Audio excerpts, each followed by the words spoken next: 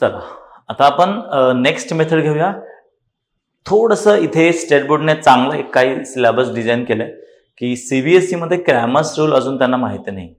पुढे आपल्याला 11-12 even for engineering also की त्यांना क्रॅमर्स रूल असतं. So very thankful to state board की ज्यांनी हा सिलेबस इथे टाकलाय. ठीक आहे. सो डिटर्मिनंट बेसिकली काय असतं? Determinant is a part of आपण म्हणू शकतो मॅट्रायसिस. याच्यामध्ये काय असतात सर? एक असं एक असं, ह्याच्यामध्ये मध्ये एलिमेंट्स असतात आणि ह्या मध्ये एलिमेंटचा क्रॉस मल्टिप्लाय करून आपल्याला एक व्हॅल्यू काढायची असते. त्या व्हॅल्यूला आपण डिटर्मिनंट असं म्हणतो. ठीक आहे. 12 सीबीएसई मध्ये तुम्हाला प्रॉपर चॅप्टर आहे मॅट्रायसिस आणि डिटर्मिनंट. सो पुढे 11-12 ला ह्या सगळं आहे. आता बघा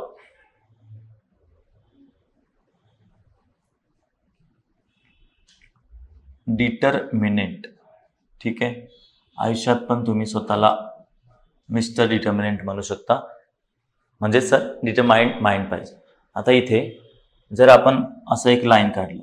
ठीक आहे. ए बी आपण एक पॉइंट घेतलं समजा ए बी आणि ते सी आणि डी. तर ह्याचं जर आपल्याला डिटर्मिनंट काढायचं आहे तर काय होईल? ए इंटू डी मायनस बी इंटू सी. म्हणजे सिंपल ए इंटू डी मायनस बी इंटू सी. ही जी व्हॅल्यूज किंवा आपण जे क्रॉस मल्टिप्लिकेशन काढलं ह्याला आपण डिटर्मिनंट काढणं असं आपण म्हणतो. ठीक आहे. समजा मी एखादं इथे घेतलं 2, 4, 6 आणि इथे 8 घेतलं तर काय होईल डिटर्मिनंट? 2 into 8 minus 6 into 4. म्हणजेच काय sir? 16 minus 24 and the answer is -8.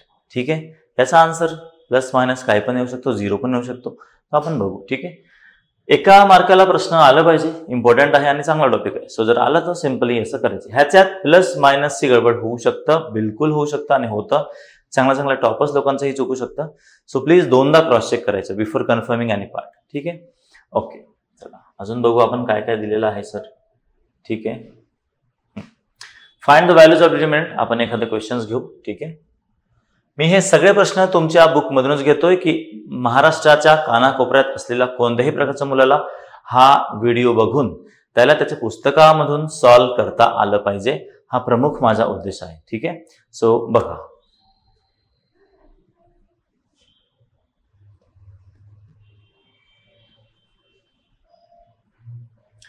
प्रश्न असा राहील find the values of determinant. आपण या पूर्ण प्रश्नाला कॉपी करूया. ठीक आहे सर. हा बघा हा पूर्ण प्रश्न मी इथे कॉपी केलाय, दिसत असेल तुम्हाला स्क्रीनवर. आता आपण एक एक सोडवूया. ठीक आहे. सो पहिल्याचा answer 5 into 9 minus 3 into 7. So 45 minus 21 किती होईल सर? 4 आणि 2.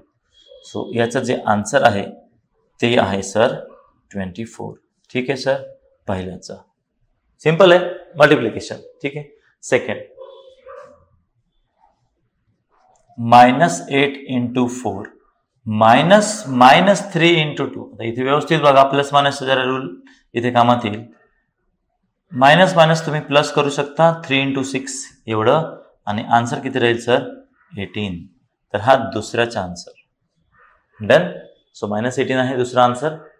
तिसरं बघा जरा रूटवाला आहे, घाबरू नका, तो पण सिंपल आहे सर, असं काही फारसं अवघड नाही. तर याला आपण जरा इकडे लिहिलेलं बरं. हो ठीक आहे. बी 2 मायनस 3 9 2 आणि 3 सॉरी वाचताना मी थोडंसं चुकीचं वाचलं. बी इज इक्वल टू 2√3 9 2 3√3. तर ना तुम्हाला माहित पाहिजे की रूट ए इंटू रूट ए म्हणजेच सर ए. ठीक आहे. Similarly 2 into √3 into 3 into √3 minus 9 into 2 किती आन्सर होईल सर? 3 होईल एकदा.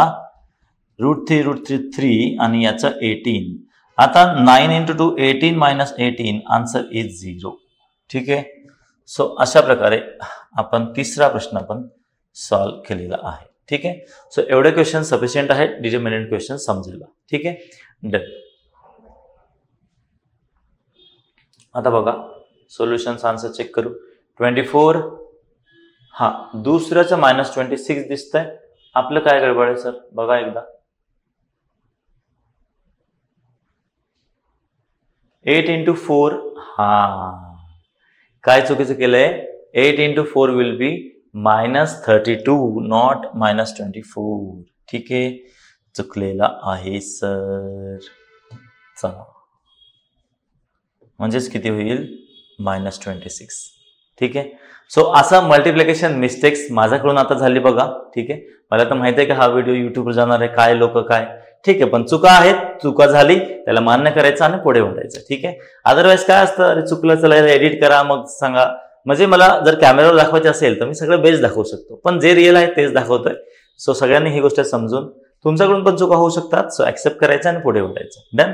आपल्याला आन्सर्स त्याच्यासाठीच दिले असतात की तुम्ही क्रॉस चेक करू शकता. चला, ओके. सो -26 झालं आणि नेक्स्ट आपलं 0 आलंय. ह्यांचं पण 0 आलंय का बघू एकदा. 0 आलंय. ठीक आहे. सो अशा प्रकारे तुम्ही डिटर्मिनंट काढणे हा टॉपिक तुम्ही आज इथे क्लिअर केलाय. ठीक आहे. ओके.